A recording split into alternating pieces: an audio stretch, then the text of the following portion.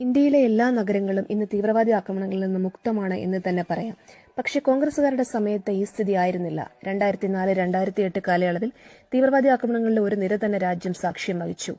രാജ്യത്തെ തീവ്രവാദി ആക്രമണങ്ങളിൽ നിന്ന് സംരക്ഷിക്കുന്നതിന് പകരം കോൺഗ്രസുകാർ ഇത് കാവ്യഭീകരതയാണ് എന്ന് പറഞ്ഞ് ഹിന്ദുക്കളുടെ തലയിലിട്ടു. ഇത് ഏറ്റുപാടുവാൻ കോൺഗ്രസുകാരുടെ പാദസേവ ഒരു കൂട്ടം മാധ്യമങ്ങളും ഉണ്ടായിരുന്നു.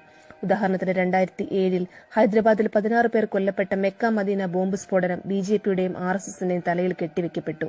എന്നാൽ അമേരിക്കയുടെയും സൌത്ത് ഏഷ്യ ടെററിസം പോർട്ടലിന്റെ അന്വേഷണത്തിൽ നിന്ന് വ്യക്തമായത് പാകിസ്ഥാൻ കേന്ദ്രീകരിച്ച് പ്രവർത്തിച്ചിരുന്ന ഹർക്കത്തുൽ ഇസ്ലാമി എന്ന മുസ്ലിം തീവ്രവാദ സംഘടനയാണ് ആക്രമണത്തിന് പിന്നിലെന്നാണ്.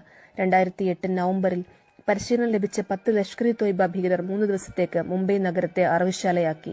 സ്ത്രീകളും കുട്ടികളും അടക്കം 174 മനുഷ്യർ ഈ ഭീകരാക്രമണത്തിൽ കൊല്ലപ്പെട്ടു. ഏകദേശം 800 പേർക്ക് പരിക്കേറ്റു. 2001 അമേരിക്കയിൽ നടന്ന ഭീകരാക്രമണത്തിന് ശേഷം ലോകം കണ്ട ഏറ്റവും വലിയ ഭീകരാക്രമണമാണ് മുംബൈയിൽ നടന്നത്. ജീവനോടെ പിടികൂടി അജ്മൽ കസബിന്റെ വലതുകൈയിൽ കെട്ടിയിരുന്ന ചരട് ഏവരെയും ആശ്ചര്യപ്പെടുത്തിയിരുന്നു. ഇസ്ലാമിക മത തീവ്രവാദ സംഘടനയായ ലഷ്കർ ഇ തോയ്ബയുടെ ആയുധ പരിശീലനം ലഭിച്ച തീവ്രവാദി എങ്ങനെ ഹിന്ദുചിഹ്നങ്ങൾ ധരിക്കുന്നു?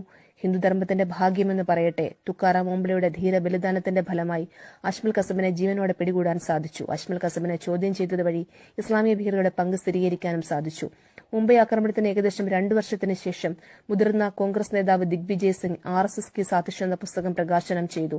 RSSനെ മുംബൈ ഭീകരാക്രമണത്തിന്റെ ഉത്തരവാദിത്തം അടിച്ചേൽപ്പിക്കുകയും പാകിസ്ഥാനി ഭീകരവാദികളെ ഈ ആക്രമണത്തിൽ നിന്ന് സംരക്ഷിക്കുകയുമായിരുന്നു കോൺഗ്രസിന്റെ ഉദ്ദേശം. Nowhere in this book or nowhere in Mr. Mushrif's book you will see the involvement of the Pakistani terrorists in 26/11. 2020 കോൺഗ്രസിന്റെ ഹിന്ദുവിരുദ്ധത മറനീക്കി പുറത്തുവരുന്നു.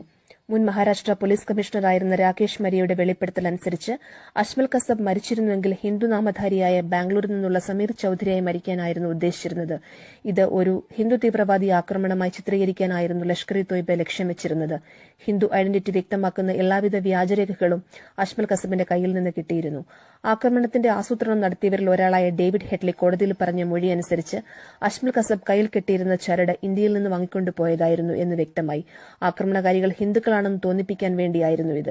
വിചിത്രമായി തോന്നാം, മുംബൈ ഭീകരാക്രമണം നടക്കുന്നതിന് തൊട്ടു മുൻപാണ് കോൺഗ്രസിന്റെ നേതൃത്വത്തിൽ ഉള്ള ആഭ്യന്തര വകുപ്പിലെ ഉദ്യോഗസ്ഥർ പാകിസ്ഥാനിൽ ഔദ്യോഗിക സന്ദർശനം നടത്തിയത്. ഇന്ത്യൻ നാഷണൽ കോൺഗ്രസ് പാകിസ്ഥാനുമായി ചേർന്ന് ഹിന്ദുക്കളെ ഭീകരവാദികളായി ചിത്രീകരിക്കാൻ ശ്രമിച്ചിരുന്നു. ഓരോ ഭാരതീയനും ചിന്തിക്കേണ്ട കാര്യമാണിത്.